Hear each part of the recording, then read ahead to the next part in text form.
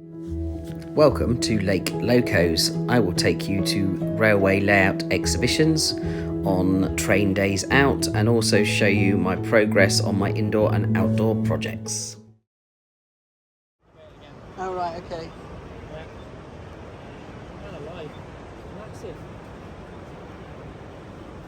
Warton Road is indeed massive. It's a G3, a gauge 3 standard exhibition layout.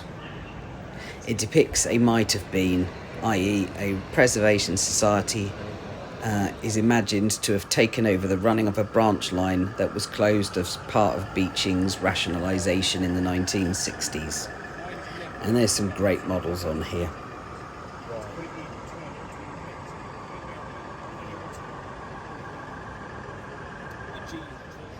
I've got a Dapole Terrier in N gauge, and as the chap I was speaking to had said, that would be smaller than the funnel on that version.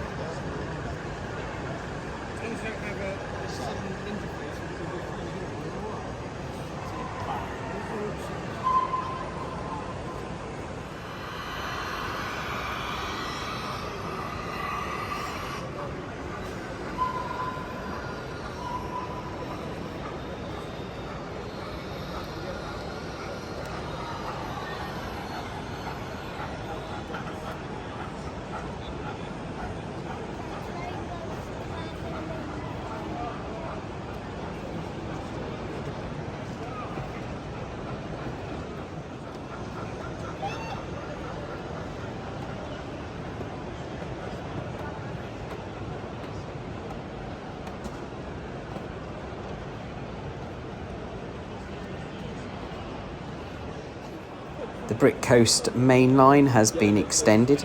It's showing here the high-level bridge in Newcastle. It also covers other real-life places such as Stonehenge and GCR's Rothley Station and the Locomotion Museum in County Durham.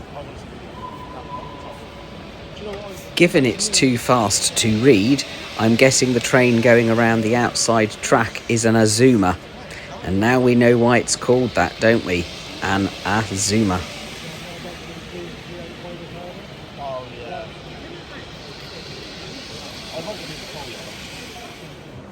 Mitchell Junction in Double O is built from the donations that flooded in after the 2019 Market Deeping Model Railway exhibition vandalism. So well done everybody, because this is a superb layout. It's portraying a fictional area of the southern region in the 1990s. Stern point is 4mm on 16.5 track, so what's now been called as NG7, narrow gauge 7. We've got a JCB on the low back. Oh, a JCB with the hook, right? Yes.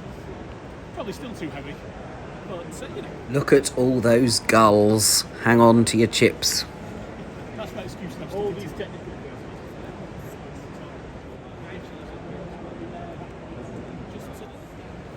So, Newcastle by the water was quite an extensive layout in N for Newcastle in this case, as I've said.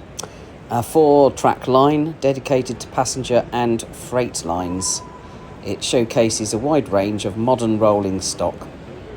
It's set on market day and there's a Formula 1 racing car display being held at the same time in the town. As you can see, there's a great variety of architecture.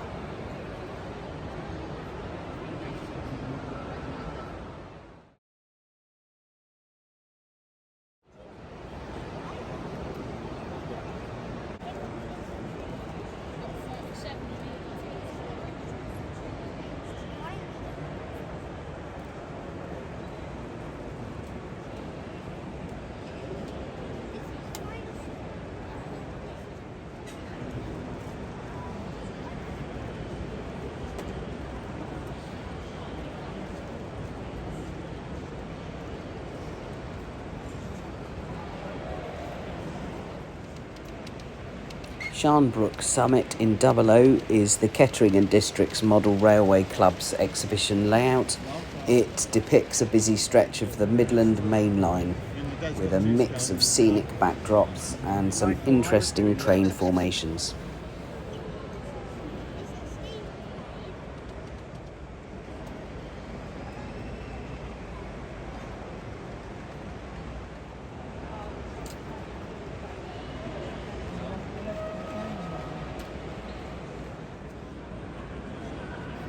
Fair to Midland is a 00 gauge layout.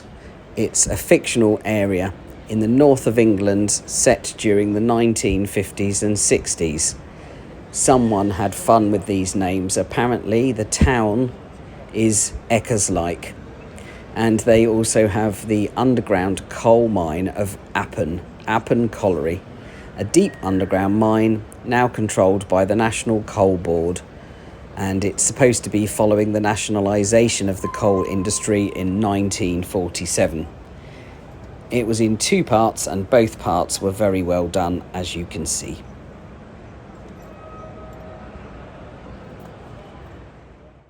So I think this side happens to be Appin Colliery.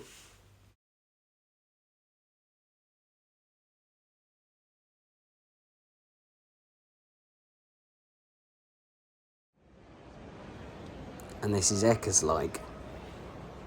Classic.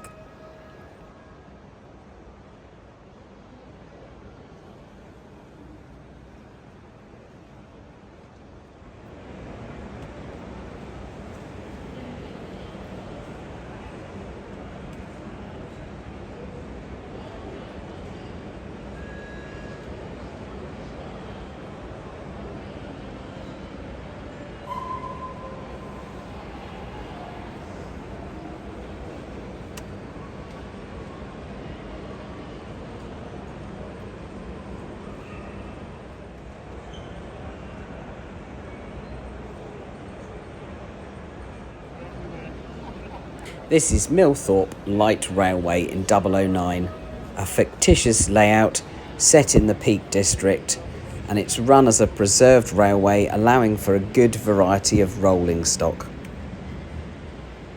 Apparently there are numerous cameo scenes around the layout, often centred around farming activities, along with some very realistic sounds. I wonder if they've got Jeremy Clarkson or Caleb in there somewhere, though admittedly wrong part of the country.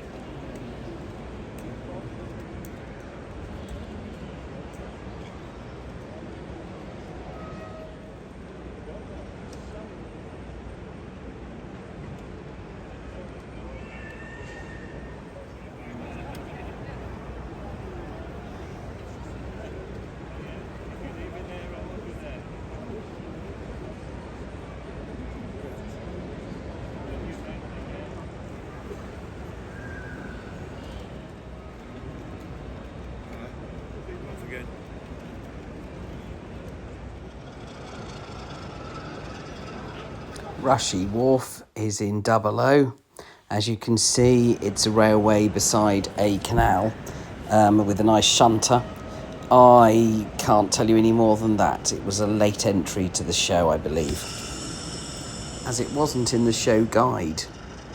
Anyway, to the owners or makers of Rushy Wharf, thank you for bringing it along so that we could see it. Obviously filled an otherwise gap in the exhibition.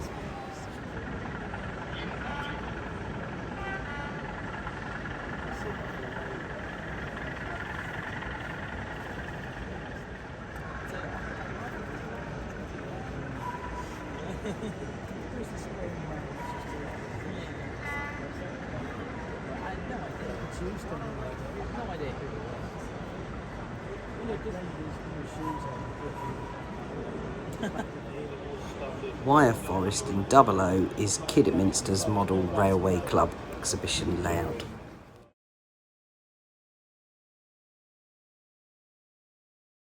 Smalldale Quarry in N-Gauge is based on a small village situated between Buxton and Chapel en la Frith, just east of Doveholes.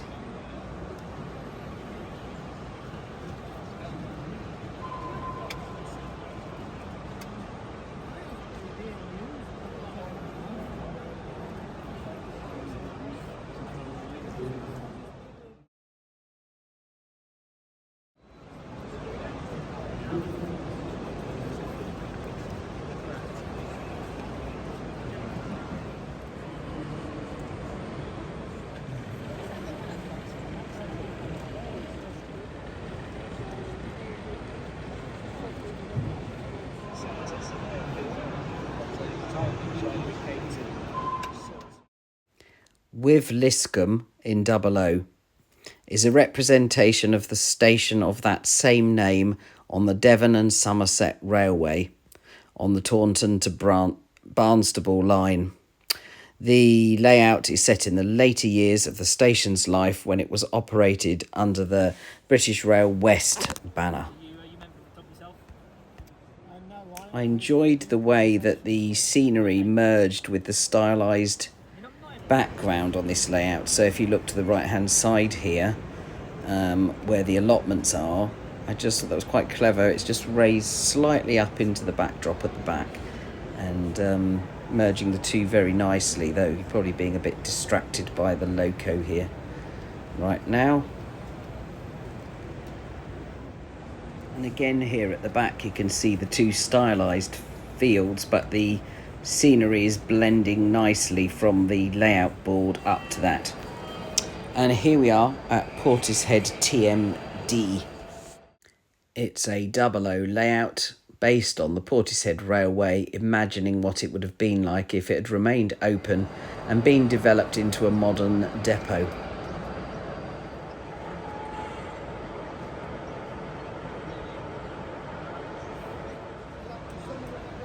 And this is the Lacey Dale layout in N gauge. It's inspired by the limestone valleys of the Derbyshire Peak District. Lacey Dale portrays a section of the old main line between London and Manchester via Derby. The line crisscrossed the River Wye on several viaducts and used tunnels to straighten the route through this winding valley.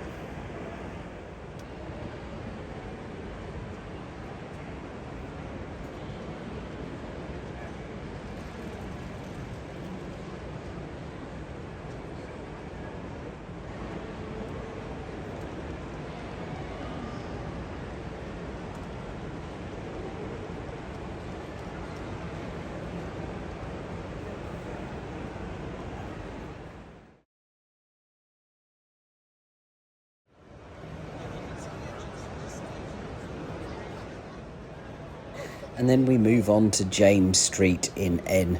It is huge. Apparently it's one of the largest N-gauge layouts on the exhibition circuit, and it's recently grown bigger than ever. It had locomotives moving all the time. There's always something moving on James Street. This is a Midlands-based layout and is operationally focused. Just so much to see. What else can you say? It wasn't too much of a surprise to hear later that it had been given the award for the best exhibition at the show. It was definitely well deserved.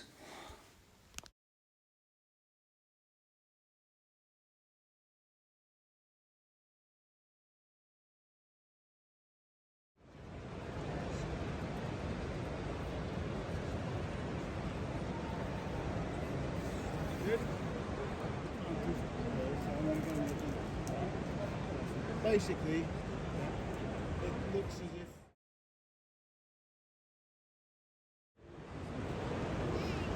Whoa, Mike, stop! What are you doing there? There's another knock.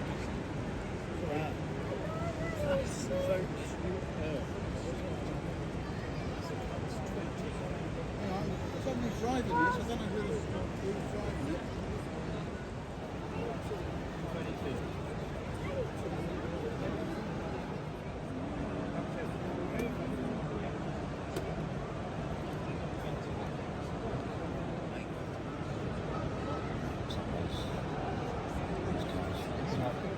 Good excuse. I suppose you could even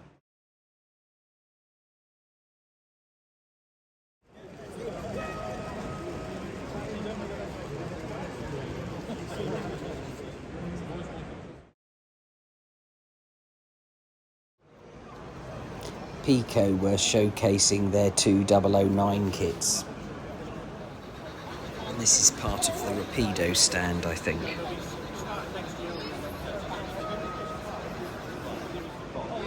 This is Bryn Stwffwl, Rapido's 009 layout.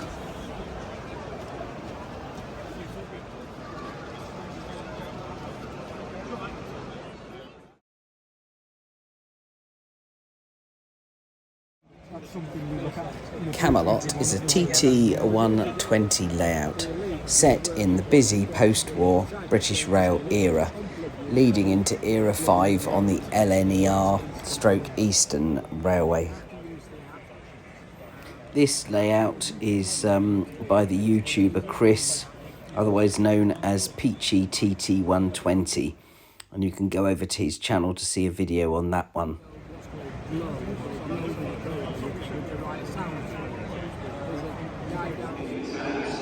Next we have the modular layout known as the Nearly Competent Modelers Association, I think, if I've got that right, and Laurie from Laurie's Mechanical Marvels, as directed to by these signs and seen in the yellow polo shirt. Well, this was a very different concept as far as layouts go.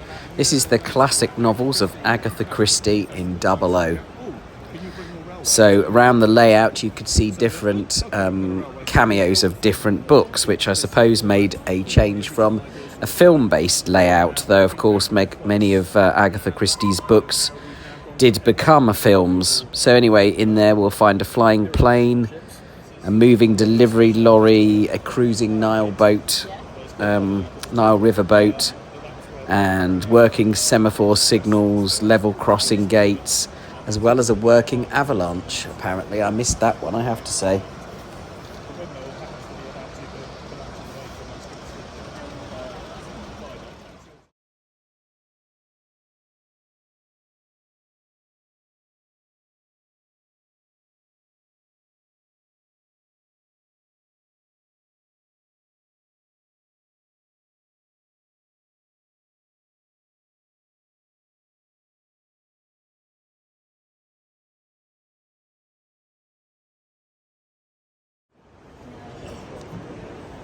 Kreuzweg is in HO or HOM, as it's based on a real life prototype with meter track. It's deliberately conceived as a practice model winter layout set in the picturesque Swiss mountains.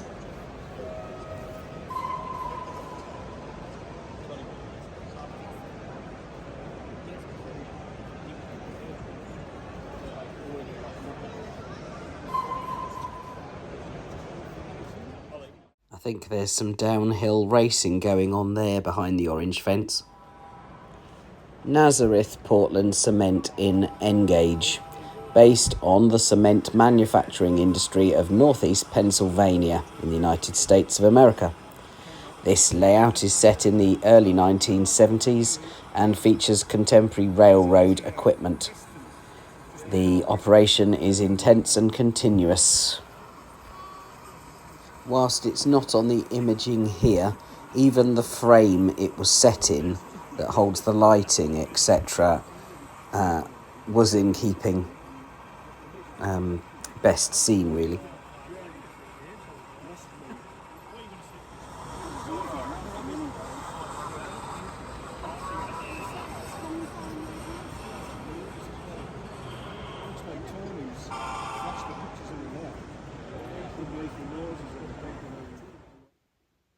Like so many of the layouts at the NEC, if you were to zoom it in closely and not realise that you were looking at a layout, you could be mistaken for thinking it was real-life video footage.